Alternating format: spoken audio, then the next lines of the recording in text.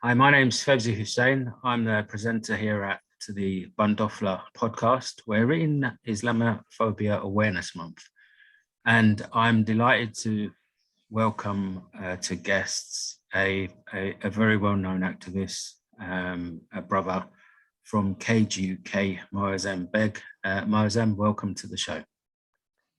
Welcome, and thank you for having me. It's absolutely my pleasure. I hope we'll have a great conversation.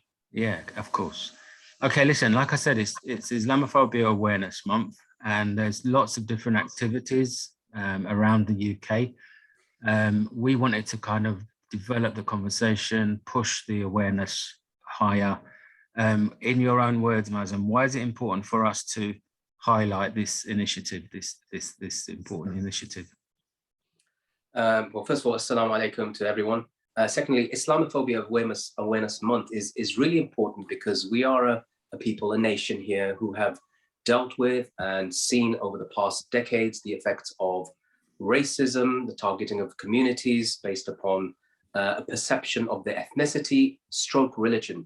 There are some people who say, and this is particularly now the far right, but also people on different parts of the spectrum, who say it's okay to target Muslims because Islam is a belief system, it's not a race. And therefore, we are free to, under the expression of freedom, to condemn or to attack race, a religion in the way that we could any other ideology. But there is a racialization of Islam, and it's really important that we understand this. This is something that happened in Bosnia, where people were blonde-haired, blue-eyed, white Slavic Muslims who were butchered, and the biggest massacre after World War II was carried out against the indigenous Muslims of Europe. And in the same way, when we've seen the rise of Islamophobia, this is precisely the language that the far right uses. The far right doesn't say anymore that we are openly racist in the way that they used to before. They actually hone in right across Europe and America on saying, we've got no problem with other races, we just don't like Muslims. Well, if you scratch the surface, you'll find also that they're deeply racist. Yeah, it's interesting that you make that point. I think you're spot on. That kind of conveniently takes me on to the point around where we are here in the UK, and the actions of our government, which doesn't do much to really help Muslims who live here in the UK in terms of Islamophobia. What's your reaction to some of the, if you look at the comments that are associated with the Prime Minister Boris Johnson, and just generally the positioning of the government and how they kind of unfortunately perpetuate the racist narrative? Well, of course, you'll know with Boris Johnson, anybody who's read his writings before, if you could bring yourself to do that, he's written in the past and has very clearly said in his writings for the Times and other newspapers that Islam is the problem. The problem is Muslims and Islam, and we need to actually get medieval on them. That's the terminology he's recorded as having said that. And even as Prime Minister, or close to becoming Prime Minister, he described Muslim women as who wear the niqab as looking like bank robbers and letterboxes. And of course, you saw with statements like this, which are deeply irresponsible, attacks on Muslims increased. Now, it's not as if Islamophobia wasn't ripe already. In 2013, before the rise of ISIS, before Britain's role in Syria and so forth, in Iraq, in the second phase, Islamophobia was so rife that Baroness Warsi, who was the co-chair of the Conservative Party that was in power, actually said that the Islamophobia has passed the dinner table test. That means you can sit around dinner, talk about football, EastEnders, Coronation Street, and how bad Muslims are, and nobody will bat an eyelid. So Islamophobia is so widely spread. In fact, you can see that it's actually not just in the Conservative Party, who refuse to repeatedly have the inquiries that have been asked by people like Sajid Javid, who himself was talking about Islamophobia for a short while. But unfortunately, it's also within the Labour Party. It also exists. There are people like, renowned figures like Trevor Phillips, who've been thrown out of the Labour Party or suspended because of his rampant Islamophobia. So Islamophobia goes across the board, unfortunately, and has been picked up by all sorts of anti-Muslim people who espouse anti-Muslim hatred and so forth. And unfortunately, as I said, it's across the political divide, and we need to challenge that because, as we'll talk about perhaps later, it manifests itself not just in the workplace or in the media, but also on the streets. And also, I will talk to you about later how Islamophobia manifests itself very clearly, based on evidence and statistics, in legislation. Okay, I mean, you mentioned Baroness Wazi. I think she was she one of the people in the Conservatives party calling for an investigation into Islamophobia in the Conservative Party? And we're still waiting for that. That hasn't happened, has it? Exactly. So the Tories had said at I think beginning of the last elections, when Baroness Warsi, of course, had left government by that point, but when Sajid Javid at the time was the Home Secretary, who himself was actually accused of playing a role in Islamophobia, he had asked during the Conservative electioneering for there to be an inquiry into Islamophobia. And of course, the Tories had said, Boris Johnson and his leadership has said, yeah, we will. And in the end, when it came down to it, they said, no, we'll have an inquiry on all sorts of hatred. Basically, suggesting that Islamophobia is like everything else, and we've got it covered, and we'll look at everything else across the board, but we won't look at it specifically. And of course, we've seen Islamophobic attacks go up hundreds of percent in London and elsewhere. Mosques bombed, people killed, and the targeting of Muslims physically, Muslim women having the hijabs and the niqabs pulled off, beaten up, and so forth. In my own city of Birmingham, of course, we know the tragic case of Mohammed Salim, who was on his way back home from the mosque, who was killed by somebody from the far right, Pavlo Lapshin. And we see his amazing daughter campaigning up and down the country, talking about Islamophobia.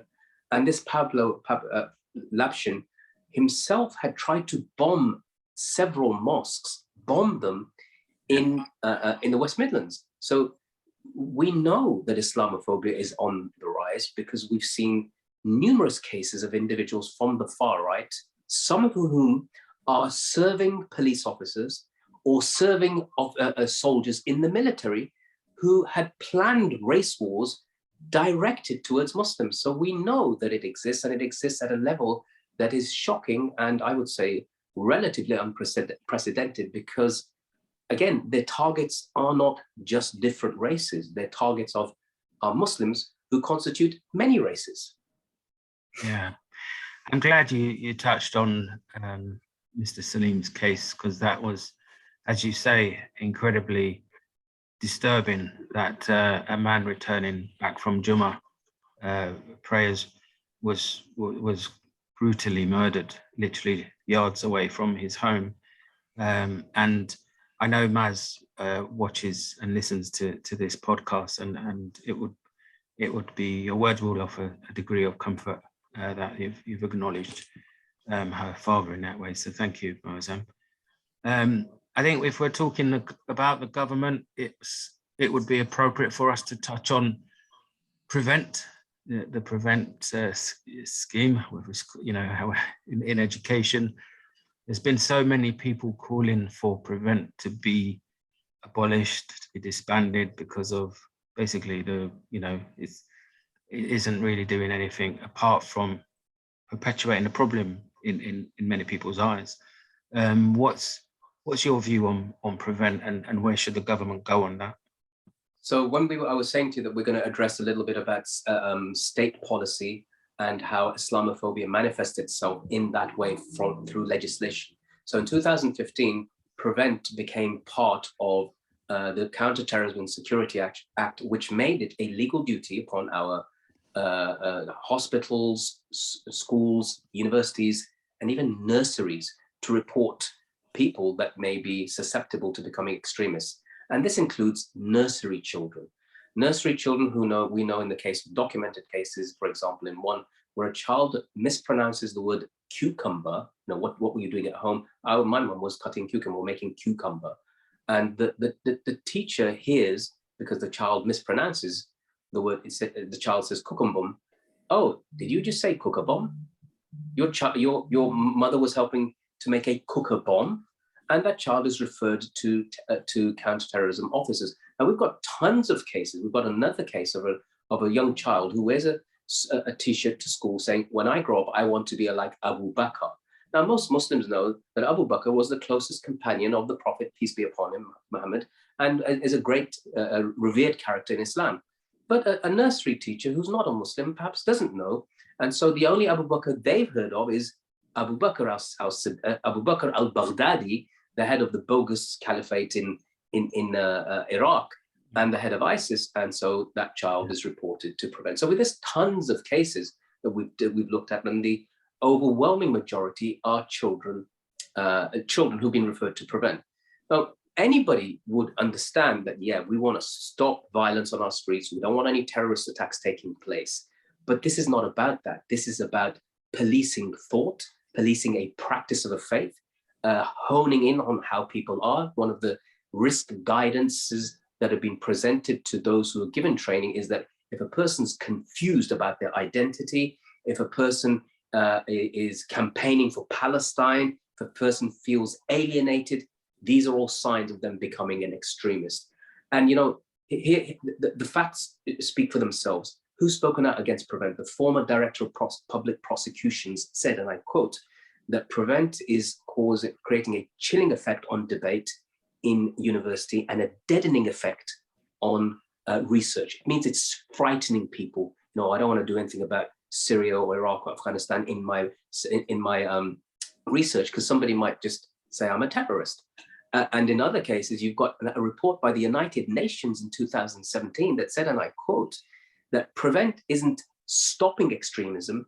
Prevent could be causing extremism, because what it's doing is pushing people into a corner and saying, you know what, we're not looking at the rest of the country, we're just looking at you guys, because Muslims have been and are susceptible to become terrorists because of their faith.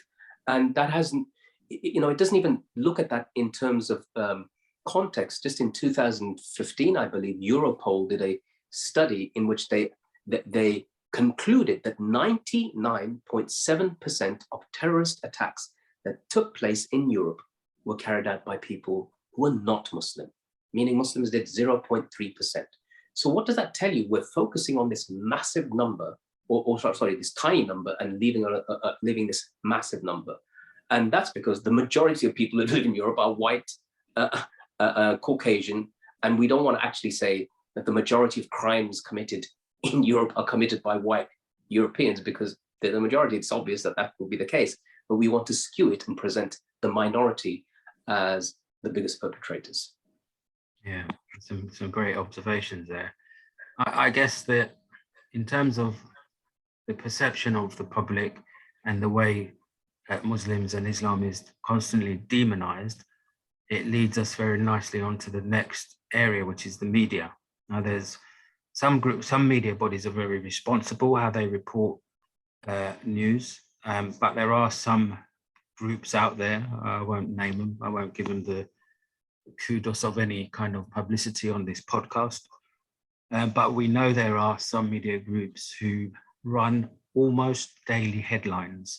If it isn't anti-refugee headlines, it's anti-Muslim headlines. Again, we touched on the government's role in all this, but I personally think, Moazzam, that a big part of the problem is down to the media, because they feed the rhetoric. I mean, what can we do to begin to challenge that?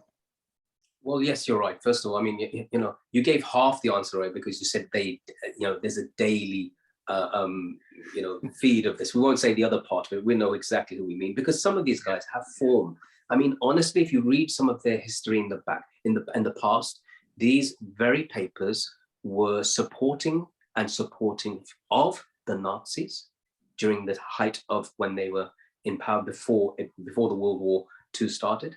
They would describe as cockroaches people from the Jewish community at that time who were fleeing persecution. They, in modern times, they describe refugees as cockroaches. and rats are depicted as rats running amongst refugees coming over into our borders. The similar language, I mean, they have authors and columnists who are renowned or have been renowned for stoking anti-Muslim and anti-immigrant hatred, because they connect the two. They say the majority of immigrants kind of come from Africa or Asia, and the majority of people from those regions, a lot of them are Muslims, so therefore we can bung them all in together and say they're all a curse upon our societies.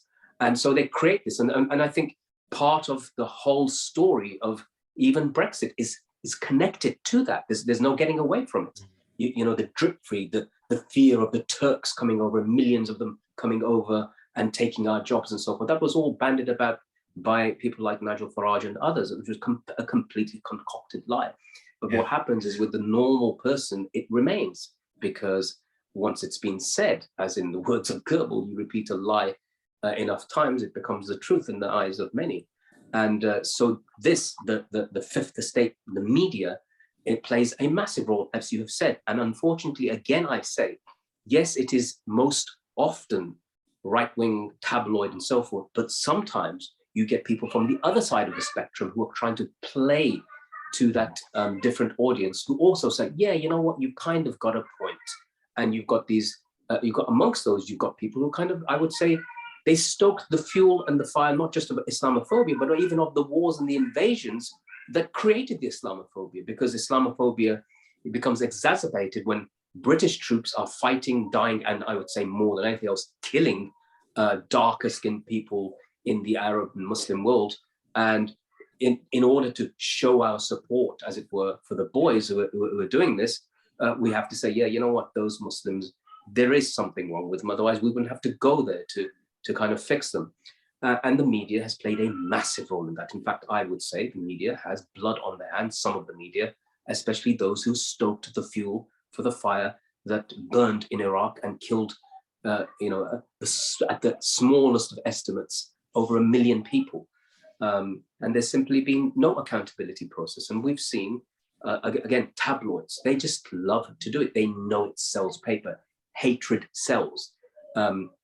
Understanding, thinking, analysis doesn't sell. That actually takes more brain cells, and people don't want to look at that. People just want to say, yeah, black and white. White is good, black is bad. You are black, we are white, and ne'er the twain shall meet. It's as simple as that.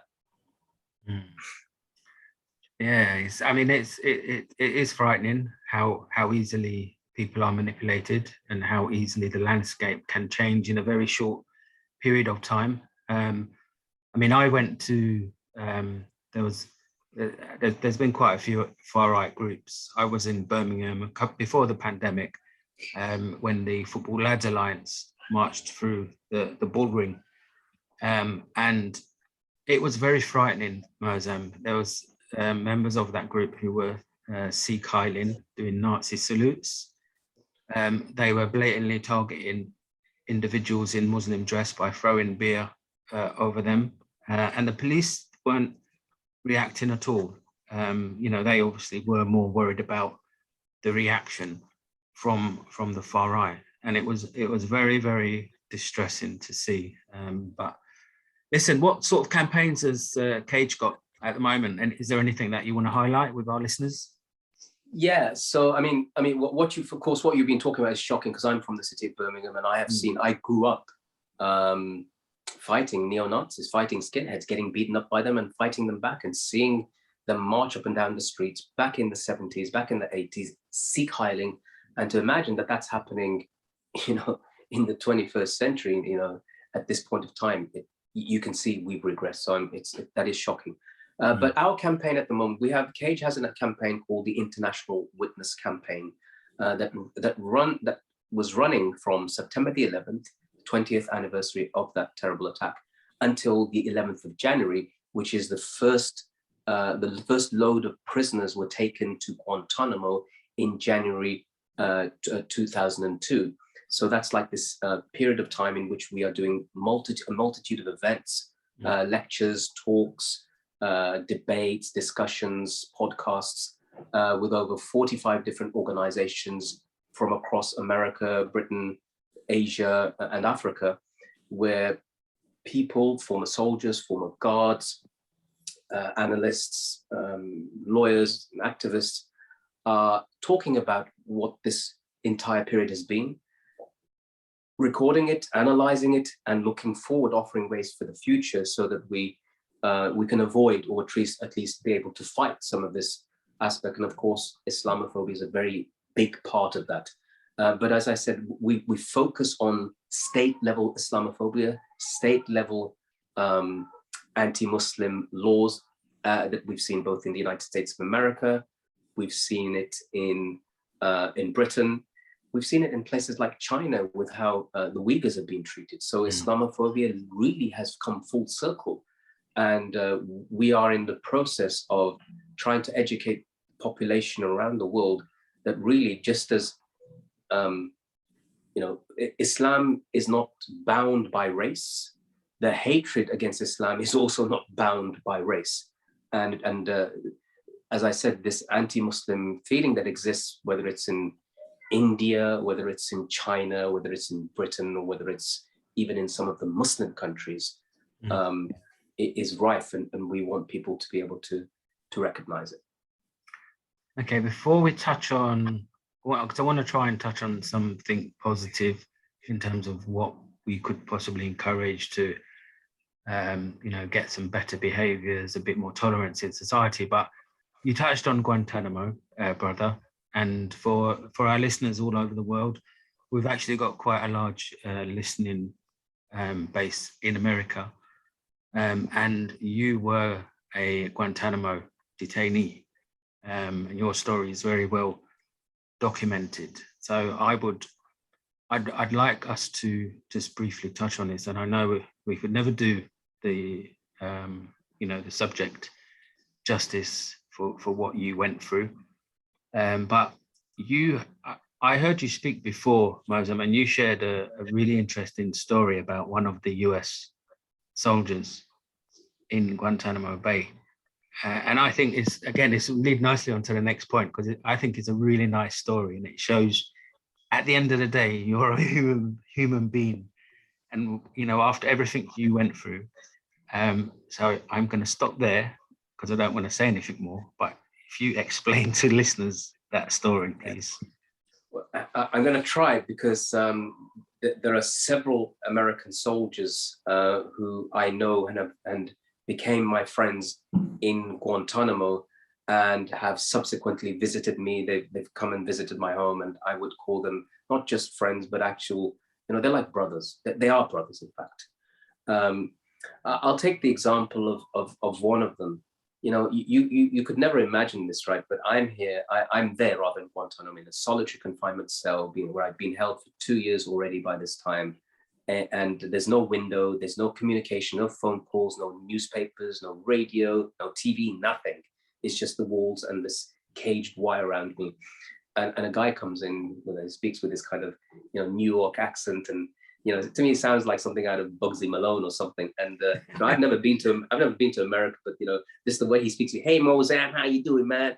And I thought, wow, this guy's calling me by my name, because everybody else called me by my number, 558. That was my number. And he said, you know what? I bought you something that I think you're gonna like. And what did he bring? He bought a DVD player. Now this was against the rules. If he got caught, he'd get in trouble. This is while you was in Guantanamo.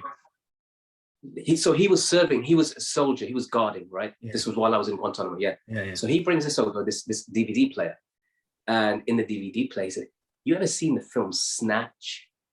And I said, "No, but I would love to watch it." And Snatch is this brilliant film with Brad Pitt and Jason Statham and all these other people, which is based in London.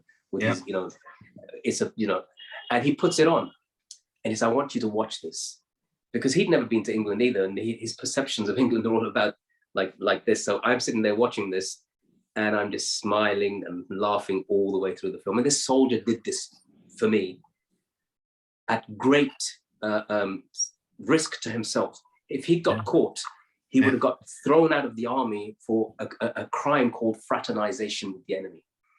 And from that time, when I got released, eventually he got in contact with me from Facebook and so forth.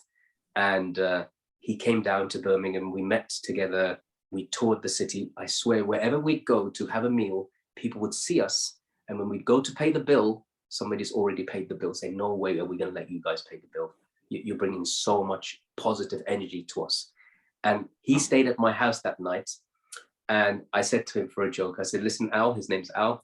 I said, you know, you are most welcome in my house. He's met my wife, he met my kids, who I was, you know, torn away from while he was responsible for me. I said, you are most welcome here, my friend. But tonight, let me tell you something. I've got the keys for the doors. And, you know, we just laughed about it. So, but it's that kind of thing that, and I could tell you many other stories with many other soldiers, which has different hues and tints on it. But this is the part of the story sometimes people don't understand. Oh, you campaign against Islamophobia, you're an extremist, you're this and you're that. People say all that sort of stuff. I said, well, if that was the case, do you think, you know, I invited these guys to my house and I know they would if they could, but America's never going to be prepared in the foreseeable future to ever invite somebody like me to come over there to talk about this. And when they are, I think that time will be right for us to try to find a better world from the one that we've been in so far. I have to say, you know, whenever you hear, it's the second time I've heard that story, and this is why it is so important to share those stories, because it kind of, you know, it shows the human side, and in terms of what you went through as an individual, what so many other people went through, and what some people are still going through, because that wretched place is still open, despite the promises of President Obama to close it. I don't know what Biden's position is on Guantanamo, but I guess it's a Democrat policy to try to close it. So inshallah, one day that place will close. I hope so too. I mean, you know, one thing that I want people to understand is that Guantanamo has been open now for 20 years, and both Democrat and Republican presidents have kept it open. You know, Bush is the one who opened it, but actually Bush released more prisoners than anybody else. Obama, who was a constitutional lawyer, could have and should have said one word to describe the prisoners. He could have said, these are innocent men we are holding. And had he done so, it would have been easier to free them. But, you know, he went, Trump came, he said, I'm going to keep it open. I'm going to load it up with more people. I believe in torture. And since Biden's come, he's been in power for 1 year almost. One prisoner has been released, and there's still 38 prisoners there. 38. Well, I mean, our friends in America listening, if there's anything you can do to lobby, you know, the president's office, it's important that we keep pushing that message that there is no place, you know, Guantanamo should be closed. There's no reason, no justification to keep that hellhole open. So we'll pray that place closes. Yeah, and you know, for the American viewers, that if you are interested, myself and 6 other former Guantanamo prisoners who are all published authors, we wrote an open letter to Joe Biden that was published in the New York Review of Books. We offered him an 8-point plan in how Guantanamo can be closed and bring America back to what it used to be in terms of having a position in the world and being respected. And we've presented that. And so if you want to just do a search, New York Review of Books, 8-point plan, you know, you can lobby your representatives and senators with that. It's very tempting to really go into a different discussion subject completely now that we've touched on that, but we'll be here for the next 2 or 3 hours if we did that. So yeah, we might have to call you back for that one, Moazzam. But just on that, I mean, I read Murat Kurnaz's book, the Turkish guy from Germany, and I can't remember how long Murat was in Guantanamo. I think it is a similar time to you. So Murat is a Turkish citizen of German extract, or the other way around rather, And he was in Guantanamo for 5 years. His book is called 5 Years of My Life. He actually has a very, very powerful film called 5 Years of My Life. If you ever want to see it, it's really, really moving. It's in film as well. Yeah, it is indeed. Yeah. Okay, brilliant. I'll definitely look that up. Okay, so that was a really positive story, because I think everyone, you know, that people fed by the media will immediately think someone who's in Guantanamo Bay, oh, there must be a reason why he's there, and you completely kind of sweep away these, you know, stereotypical views. So I think this discussion is so vital for that. So thank you, Moazzam. So following on from that kind of positiveness, what do you think is the single biggest thing we can do to try to encourage some better behaviors in society, you know, just so that people understand and respect Islam and Muslims, and just to develop better friendship and love, I guess. Yes. You know, sometimes, you know, the most difficult thing to do is to challenge somebody's in a misunderstanding. You know, one of the things that we can do is that, you see, ignorance, if people are being Islamophobic based upon actual ignorance, it's okay, because you can fix that with a bit of knowledge. But if they're doing it based upon a belief system that they think, yes, no, I know all about this, then, you know, as it were, true believers are harder to deal with. But the majority of people are ignorant, and we can easily deal with that. So I'll give you just some examples. I mean, I have relatives in my family, some of them who wear the full niqab and so forth. And one of them told me that she was in a shop and a woman, an elderly lady, started to attack her, scream at her and make noises and speak to her as if she wasn't there. So she turned around and spoke in the absolute, because she's a perfect English speaker, and she's a medic. She's actually you know, a scientist. So she spoke to her from behind the veil and said, in, as I said, perfect English, do you have a problem with me that I can help you with to remove that ignorance from you? And she was shocked, because she expected to hear somebody who couldn't speak English, or couldn't speak English very well. And she went on to describe her role, her job. She's a mother, she drives a car, she has fears, hopes, loves, and they started to get into a conversation, and the woman in the end started to cry.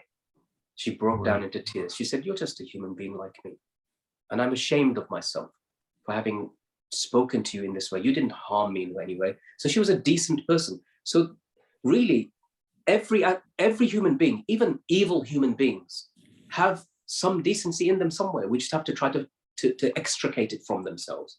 And you'll find that people, the hatred that they have, sometimes, and this is based on a verse in the Quran, it says, respond with that which is best. This is an actual verse in the Quran, idfa billati hiya ahsan.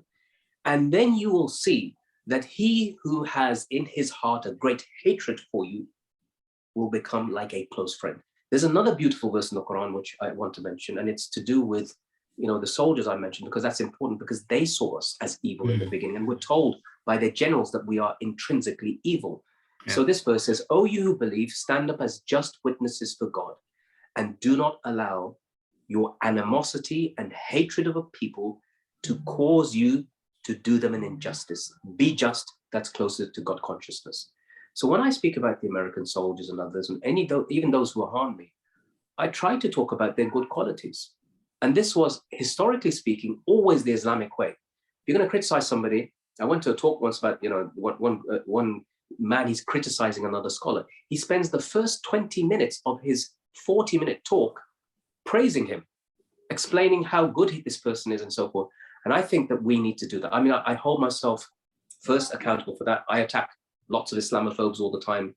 But we sometimes do need to speak with that which is best and wise, and not seek confrontation in every interaction. Sometimes go to a person and say, listen, I can see where you're coming from. I understand where you're coming from. I relate to them, and perhaps we may get a different response. I remember just one little story I wanted to tell you. There was a mosque in York, and I remember the EDL had turned up back in those days to protest against the mosque and how terrible it is to have these Muslims there. the Muslims responded by putting out tables with samosas, pakoras, tea, biscuits, and so forth.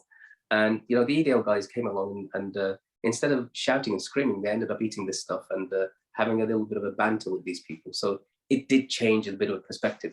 I'm not saying that's always the response. Sometimes you have to fight skinheads. Sometimes you have to fight the Nazis. Sometimes you have to, go blow fist to fist with them, but not all the time. Yeah, that's a great story, Moazzam.